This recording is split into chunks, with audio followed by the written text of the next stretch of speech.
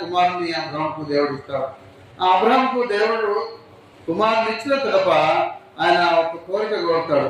అయ్యా, ఏమని కోరుతాడు ఈ కోరిక అంటే, పరిశుద్ధమైనటువంటి లేఖన భాగంలో చూస్తున్నప్పుడు ఆదికాండము 22వ అధ్యాయము మొదటి 1, 2, 3 వచనాలు మనం చూస్తున్నప్పుడు ఆ సంగతులు జరిగినప్పుడు తర్వాత దేవుడు అబ్రహామును పరిశోధించను.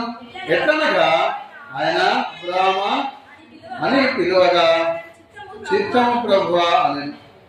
అప్పుడు ఆయన నీకు నీ కుమారుణ్ణి అనగా నువ్వు ప్రేమించు ఇస్సాకును తీసుకొని మోరియా దేశంలోకి వెళ్ళి అక్కడ నేను నీతో చెప్పుబో పర్వతములలో ఒక దాని మీద దహన బలిగా అతన్ని అర్పించుమని చెప్తాడు. చాలా సందర్భాల్లో ఇది చాలా కాంట్రవర్సీగా మాట్లాడుతూ వస్తారు. ఈ మాటను భక్తిని, ఆయనకు ఉన్నటువంటి భక్తిని పరిశోధించుటలో దేవుడు ఆయనకి ఇచ్చినటువంటి ఒక వాగ్దానం మనం నమ్మవచ్చు. ఎవరికి? అబ్రహాముకు దేవుడు ఇచ్చినటువంటి వాగ్దానం. అబ్రహాముకు దేవుడు వాగ్దానం నెరవేర్చాడు. తర్వాత మరలేమంటున్నాడు, ఆయనను పరీక్షిస్తూ వస్తాడు.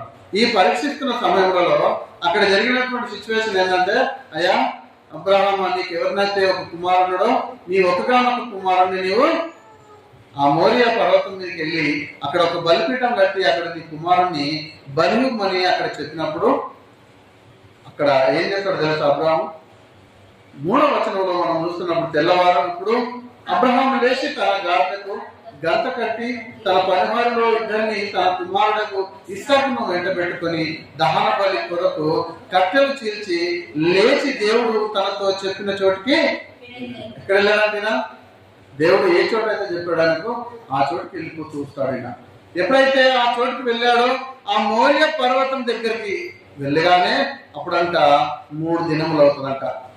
పరిశుద్ధమైనటువంటి లేఖన భాగంలో 4వ వచనంలో ఈ మాట మనం చూస్తాం. ఏమంటారు ఇక్కడ?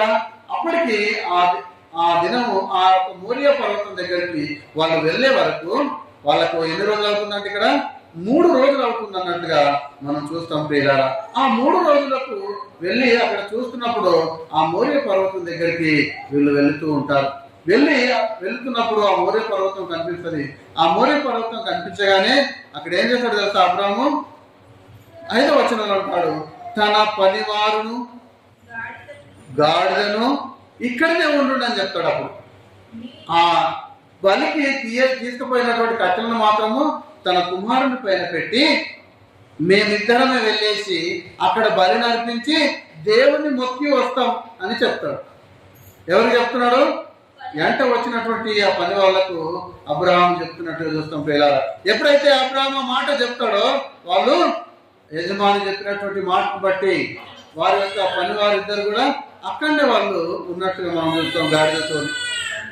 అలా వెళ్తున్న సమయంలో అబ్రహాం యొక్క కుమారుడు ఇసాకు అడుగుతాడు, అయ్యా మన దగ్గర కట్టెలు ఉన్నాయి, ఆ దండం ఉంది, కత్తి ఉంది, తర్వాత నిప్పు ఉంది, కానీ ఈ 6వ వచనంలో మనం ఈ మాటలను మనం చూడగలుగుతాం. నిప్పు ఉంది కానీ మన దగ్గర బలించడానికి గొర్రె ఎక్కడుందని అడుగుతాడు. ఏమని అడుగుతాడు? బలించడానికి గొర్రె ఎక్కడ ఉంది అంటాడు. అప్పుడు అబ్రహాం ఏం చెప్తాడో తెలుసా? నా కుమారుడా, దేవుడే దహన బలి గొర్రె పిల్లను చూచుకొను అని చెప్తూ వస్తాడు. ఎవరు చూస్తారంట? దేవుడే ఆ దాన బలికి కావాల్సినటువంటి గొర్రె పిల్లను చూస్తాడని ఆ కుమారునితో చెప్తూ వస్తున్నాడు. దేవునికి ఇచ్చినటువంటి మాట ప్రకారము కుమారునికి చెప్తున్నటువంటి మాట ఏంటి? అయ్యా నిన్ను బలిమన్నాడు దేవుడు అని చెప్పలేదు, కానీ దేవుడే ఆ దాన బలికి కావాల్సినటువంటి గొర్రెను దేవుడే చూసుకుంటాడని చెప్తూ వస్తాడు. అలా చెప్తున్న సమయంలో ఆ పైకి వెళ్ళిపోతారు ఇద్దరు. అక్కడ రాళ్ళు పేరిచేసి కట్టెలు పేరించిన తర్వాత కొడుకుకు కళ్ళ గంటలు కట్టి చేతుకు కట్టి దానిపైన పండబెట్టి ఆ బలిపీఠం మీద పండబెట్టి ఎప్పుడైతే కుమారుని పైన కత్తిలేస్తాడో కొడదామని ఆకాశం నుంచి ఒక దూత స్వరం వినబడుతుంది. ఏమని వినబడుతుంది?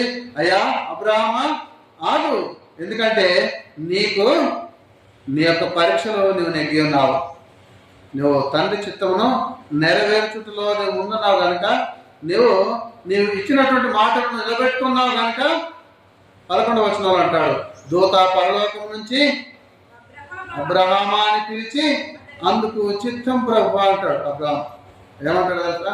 అయ్యా ఎప్పుడైతే అబ్రహాం అనే దూత పిలుస్తుందో అప్పుడు చిత్తం ప్రభు అన్నప్పుడు ఆయన అంటాడు, నువ్వు ఈ చిన్నవారిని ఇమ్మని అడగగానే ఒక్కగానొక్క కొడుకైనప్పుడు కూడా నువ్వు బలి ఇవ్వడానికి వెనకాడలేదు. కాబట్టి నీకు ఇచ్చినటువంటి ఆ యొక్క పరీక్షల్లో నువ్వు నెగ్గి ఉన్నావు కాబట్టి, నీ విశ్వాసము గొప్పది కాబట్టి, నీ విశ్వాసంలో నెగ్గినావు కాబట్టి అప్పుడు ఏమంటారు తెలుసా, ఆ గొర్రె పిల్ల ఎక్కడుందంట, ఆ పొదలో ఉందని చూడమని చెప్పినప్పుడు ఆయన అక్కడ ముందు కనులెత్తి చూస్తున్నప్పుడు ఆ పొదల్లో చిక్కుపడిపోయి ఉన్నటువంటి గొర్రెను చూస్తాం. దేవుని స్తోత్రం చెప్పాలి. పరిశుద్ధమైనటువంటి లేఖన భాగంలో చూస్తున్నటువంటి మాటను బట్టి దేవుని స్తుతించాలి. ఎందుకంటే ఎప్పుడైతే అబ్రాహాము విశ్వాసమును బట్టి ఆ మోరియా పర్వతానికి వచ్చాడో, ఎప్పుడైతే అబ్రాహాము ఆ విశ్వాసంతో మోరియా పర్వతానికి కొడుకుని తీసుకొని వచ్చాడో, రెండో మాట ఏంటంటే వాళ్ళ యొక్క పని వాళ్ళకి చెప్తూ వచ్చాడు. ఏమన్నాడు, నేను నా కొడుకు తిరిగి వచ్చదమన్నాడు. దేవుని స్తోత్రం చెప్తాం. ఏమన్నాడు, నేను నా కొడుకు ఇద్దరము తిరిగి వచ్చదమని చెప్పాడు కనుక దేవుడు మరలా తిరిగి పంపిస్తున్నట్టుగా చూస్తాం. కాబట్టి ఆ గొర్రెను అక్కడ ఉన్నటువంటి ఆ చెట్ల పొలంలోకి వెళ్ళి తీసేసుకొని వచ్చేసి ఇక్కడ ఆ బలిపీఠం మీద తెచ్చేసి ఆ గొర్రెను బలిచ్చి దేవునికి స్తోత్రం చెప్పినట్టుగా చూస్తాం. అబ్రాహాము ఆ చోటుకి ఏం పేరు పెట్టాడో తెలుసా, యెహోవా ఈరే అని పేరు పెట్టాడట. ఏ స్థలానికి, ఆ మోరియా పర్వతం పైన ఉన్నటువంటి ఆ గుట్ట మీద ఉన్నటువంటి ఆ గట్టు ఏదైతే కట్టారో, ఎక్కడైతే ఈయన బలిపీఠం కట్టాడో, ఇసాకును కన్న కొడుకును బలివ్వడానికి తీసుకెళ్లాడో ఆ ప్రాంతానికి ఏం పేరు పెట్టారంట, యెహోవా ఈరే దేవుడే చూసుకొను అనే మాటను అక్కడ చూస్తాం. ఈ మాటను బట్టి మనందరం కూడా దేవుళ్ళో విశ్వాసంలో ఉంటే, విశ్వాసంతో ఉంటే కనుక తప్పకుండా మనము నూతనంగా ఆత్మీయమైనటువంటి మేలు పొందుతున్నట్టుగా చూస్తాం ప్రియులారా. అందుకే 15వ వచనం అంటాడు, రెండో మారు పరలోకం నుంచి అబ్రాహామాని పిలిచినట్టుగా మనం చూస్తాం. ఎప్పుడైతే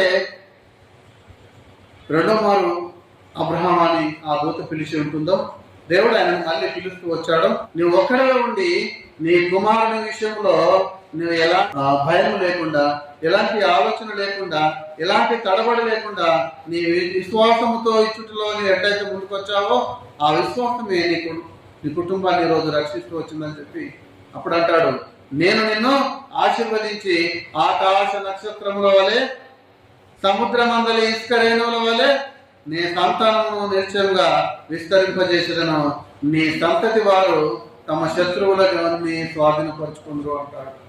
దేవుని స్తోత్రం చెప్తాం. ఎలా ఆశీర్వదిస్తూ వస్తున్నాడు ఆయనకు, సముద్రంలో ఉన్నటువంటి ఇసుక